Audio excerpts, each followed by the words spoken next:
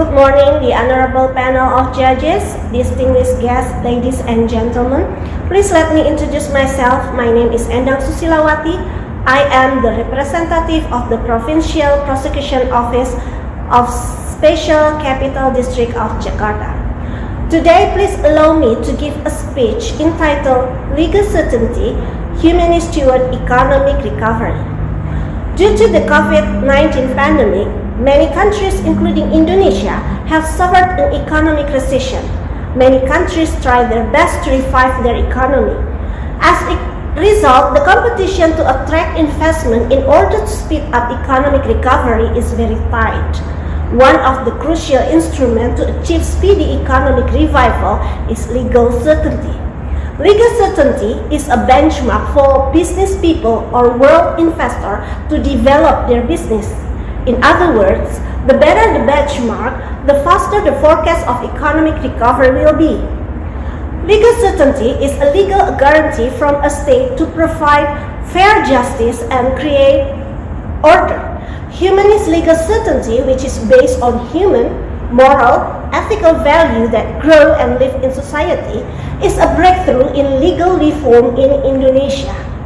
Ladies and gentlemen, there should be a strict but indiscriminate humanist law enforcement to implement humanist legal certainty. Law enforcement officers in processing cases must use conscience. With conscience, they will be able to determine ethical, moral values to avoid rigidly applying the articles of law, which ultimately doesn't provide proper justice.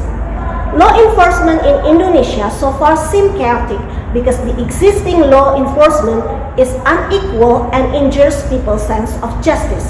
We often hear that there are cases where billions of rupiah corruption cases are diminished, while there is a case of a theft of a flip-flops by a child brought to the court as a defendant.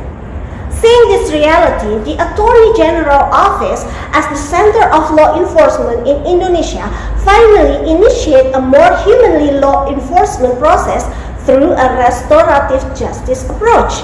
In restorative justice, a crime will be prosecuted only if a prosecution is deemed to be suitable and beneficial for the public interest. Restorative justice is a legal certainty because the cases are resolved through out-of-court settlement. Dismissal of prosecution based on restorative justice is carried out with the principle of justice, public interest, and proportionality with punishment as the last option. The process must be fast, simple, and low cost.